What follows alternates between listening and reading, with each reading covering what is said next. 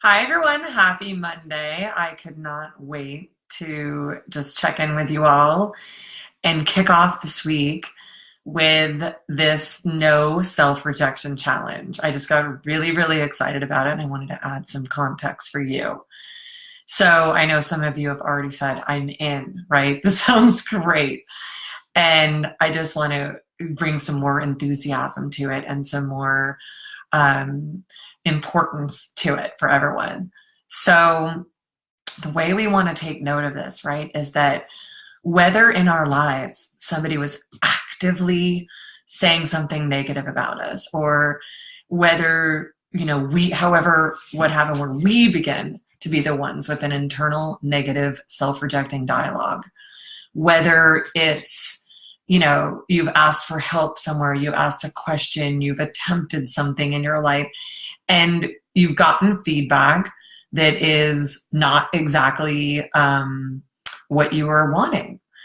Anywhere and everywhere that you have had that overwhelm, that feeling, that sense of this emotional obstacle, this kind of rejection, right? Where you could just say, if something didn't go our way, just so everybody knows, we tend to make that some level of rejection. We assign a ton of meaning to this, and it's really not all that meaningful, but it's been made that meaningful. So we've got to really recondition ourselves, right? So we could have, at any point in our life, had people truly, our family members, friends, partners, whatever it is, coworkers, bosses, saying, things that were critical, saying things that made us feel like we weren't enough. We weren't like being us, being who we were.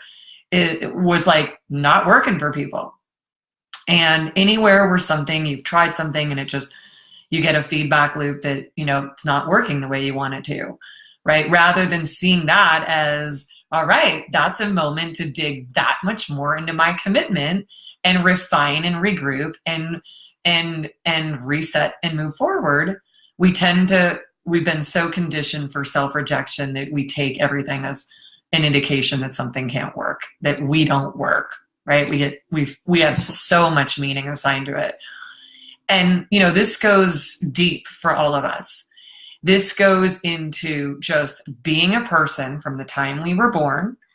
And when you really can understand just being around people, listening to people in our family, listening to people's conversations, watching television, whatever it is, we are getting a ton of programming that is basically saying you're not enough.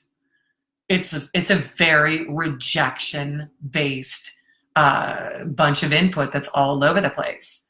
So even just with television, right, the entire reason for its existence is to sell us things because we've felt so rejected in who we are that we will want to better ourselves with those products, right, which is not a bad thing.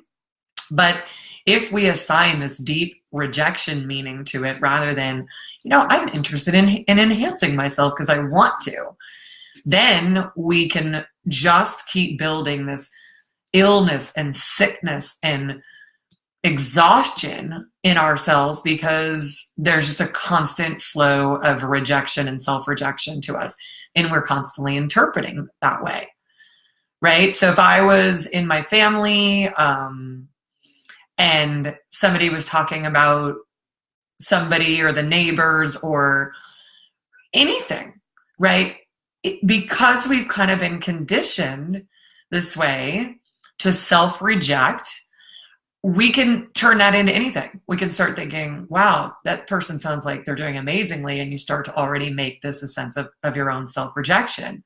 You just get all these different clues all the time that are somehow being interpreted that you're not enough, and you start to go, oh my God, I better be doing something more. And versus that's really inspiring. I'm really excited to sort of upgrade the way that I do things. That is very different than the insidious, constant, the chronic self-rejection that goes on. And if we just want to understand it on a deeper level, it's really simple, right? In psychological conditioning, behavioral conditioning, anytime, right, we were crying as a baby, or our parents were like, don't put your hand in that socket, or anywhere we were told no, anywhere where we were like a toddler and we're like walking over to do something and we're redirected, that is an immense amount of input that when we're young and growing up, but we don't have all of the context, we don't have the ability to assimilate and accommodate all that information. Those are actually two real terms in psychology, by the way. We just feel everything as no, right? Think of the constant no. I mean, when I think about how often I'm saying that to my puppies, no, no, no. You're like, that's not okay.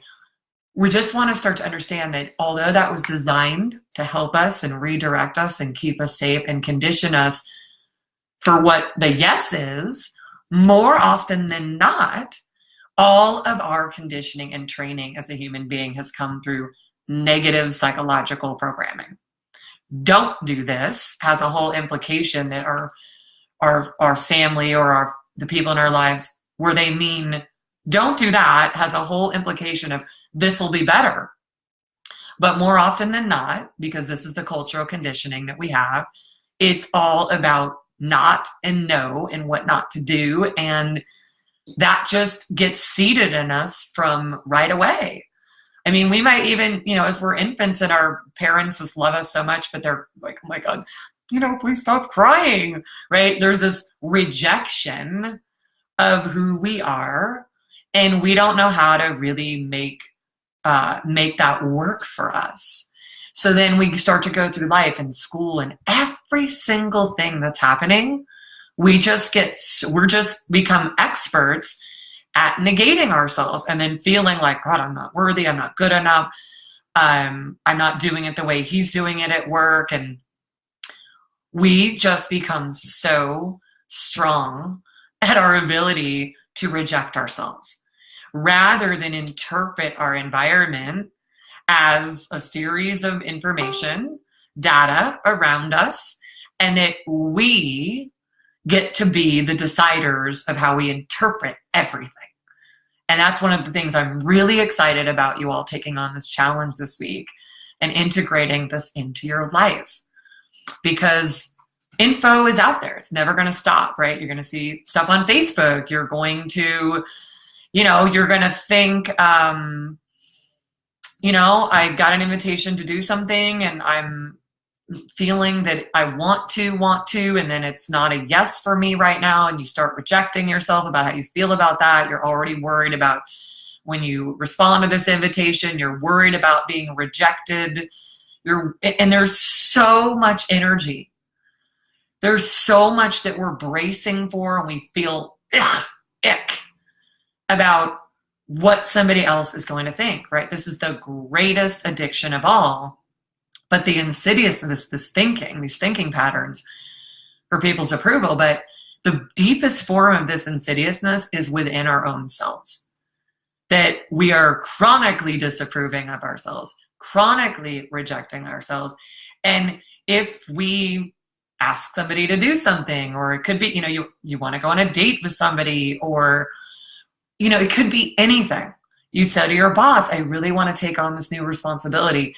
And if anything doesn't completely fit with the exact way we want it to go, most of the time we are interpreting that as some form of rejection. And even before we've attempted it, we've already set ourselves up to reject ourselves, just in case somebody's going to reject us in our whole loop about this rejection thing.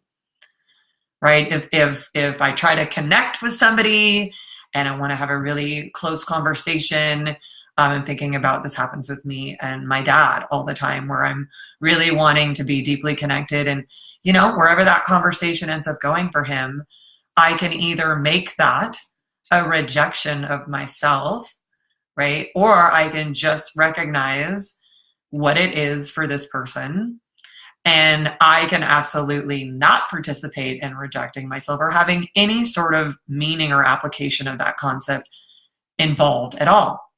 So this has broad application for all of you. This is wide-ranging implementation for you, application. So in order to begin implementing this, right, we're deciding, no, I refuse to reject myself. I agree to recognize when that's happening. I agree to just really recognize when that is occurring in any way, shape, or form, right? It makes me think of a former boyfriend of mine, and he was interviewing for all these jobs, and I was just so excited for him. And I remember saying, aren't you stoked about all these great interviews? And he was like, I don't want to get my hopes up in case I'm disappointed, right? And this is a massive strategy that we all can employ. Not me for a very long time, but people can employ, because when you come from the conditioning that most of us have had of just the rejection that comes from being you, then we set up these protective strategies, even though, quite honestly, we are the ones rejecting ourselves. So say if somebody says, you know what, really like your skill set, but this job is better suited for somebody else, it's not a fit for you, we make that into a story of rejection. And we have a choice to choose not to do that.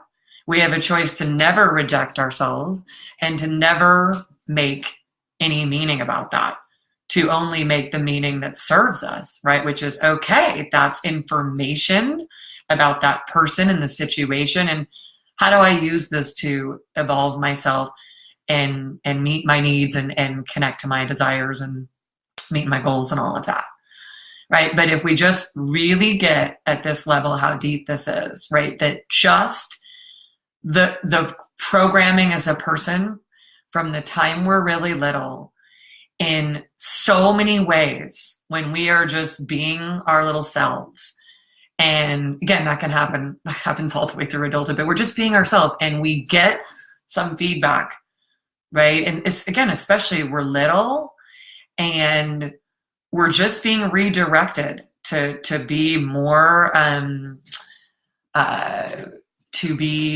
productive as a person and keep us out of danger and help us train to be people. Any moment where you're like, I want to pick up the keys and put them in my mouth, and then somebody's saying no, like right there is a automatic thing that is going on when we're pre-verbal, right? Where we are told no. So it's essentially no to who you are. And if you're saying something or whatever it is, there is so much rejection. And we just pick it up from early on and we begin to reject ourselves and apply that meaning to everything. So even if a kid is saying something at school and it's not that great, we are experts at making everything into that experience. And then we're just in such pain about it. We feel rejected. We feel betrayed. People don't want to be our friend. A boss says, I prefer you to do this way. We're like so sensitive to this because it has been going on our whole life and it's painful. And early on, we start to recognize a whole set of messaging, whether we say that to ourselves or not, which is like, being me is not really an ideal thing, right? Being me is like dangerous. It gets a lot of no's. It gets a lot of reaction. And we just, socially learn this, that being your natural self starts to be, you start to feel like everything is no. So then when you're conditioned to be another way because people care about you or trying to help you, and then some people just don't know what the hell they're talking about, but you buy into it, then you start to get conditioned for all these other things, and then you don't even know who the hell you are. So then you're going through life and you're bracing yourself all the time for this rejection. You're bracing yourself, you're avoiding it, so you don't do things because you're avoiding what that will be because you think it's going to come from somebody else. But the change that you can make is that no matter what happens externally, no matter how somebody redirects or comments or says, this isn't for me right now, you're not my person right now, or whatever it is, we have the power to make the meaning around that. That there is no rejection, that there is only the benevolence of that moment and what it's there to give us. And how do we live our potential and carve out the destiny we want by maximizing what that experience can mean to us. And it's really, really fun when you begin to take anything that's happening and you recognize, wow, I'm already rejecting. I haven't even done this thing yet. I'm already rejecting myself. I haven't even tried this and I'm already rejecting myself. I want to do something. I've got some ideas, but I've already begun to reject myself by saying like how this can't work. Already, there's all this rejection in order to protect ourselves from the rejection we already felt by our interpretation, and protection of rejection we are concerned about feeling because we have a reference point that other one, all of those other ones just cut us like a knife. So there's all this protection going on. It's all built around previous experience of rejection that we interpreted, and it's built around not being rejected in the future because we have such a strong, we're wounded and we're sensitive, and that wound can just, we want to protect it. We don't want to have that happen again. And yet when you remove this concept from your life at all, and you just rip this out of even your repertoire, of even any references, right, then everything can be different. And why this is so important is that truly where this really limits people's potential is that we're just so conditioned for why something can't work, that there's a lack of something, that we're lacking something, that there's so much that needs to happen, and that there's just no way for something to work, right? This happens, and this one also is huge. This shows up financially for people in a big way.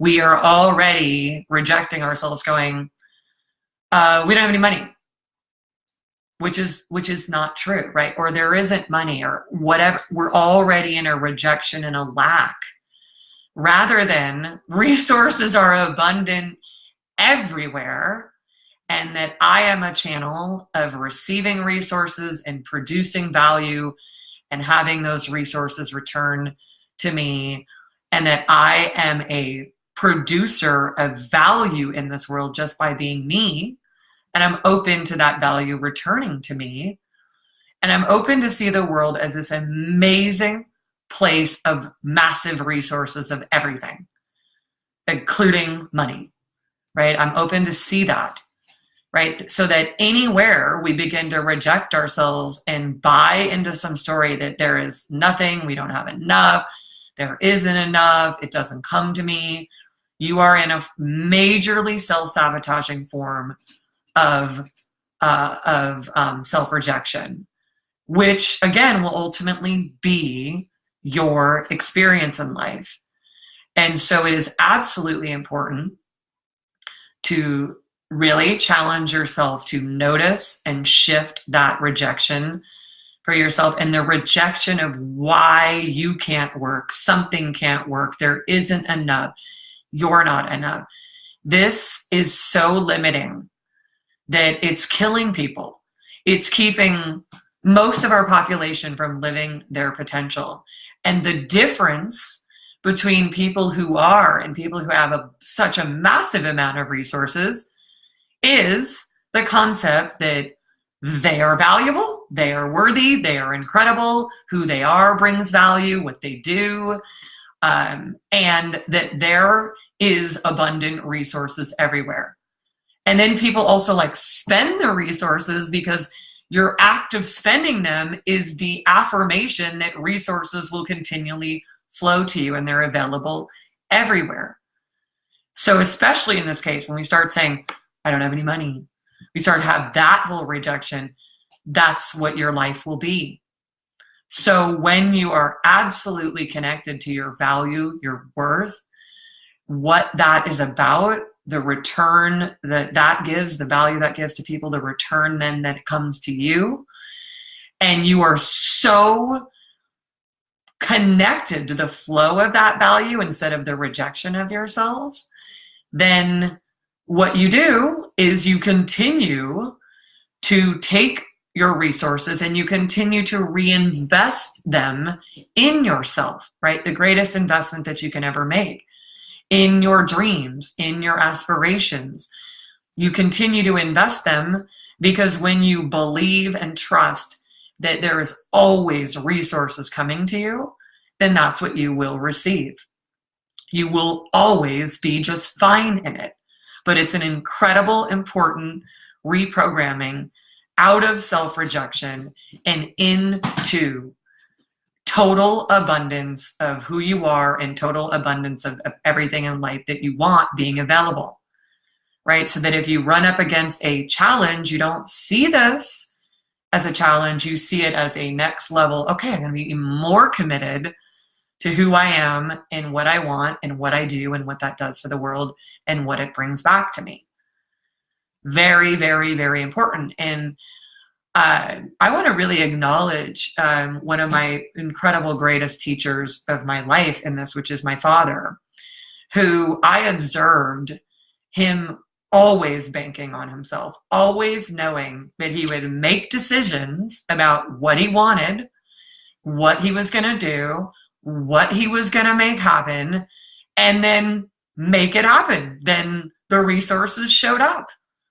He cultivated a very, very successful business and an American dream kind of story for himself, out of feeling like, oh my gosh, I have a kid now, and I need to really focus and carve my own destiny out.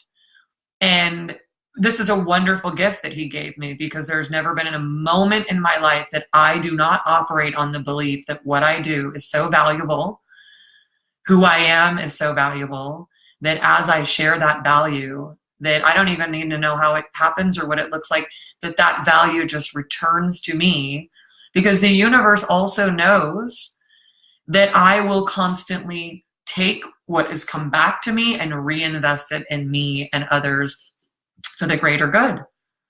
So this is so fun that when you are so connected to the abundance of everything, instead of rejecting like there is nothing, it's lack, it can't work, then the universe knows you're an amazing steward of resources and it will want to send them to you, right? So the universe knows that everything that I've ever given as value, that gets reinvested in creating more evolution for more people, more ending of suffering, more fulfilling of potential. It knows that I'm going to use those resources for an amazing purpose.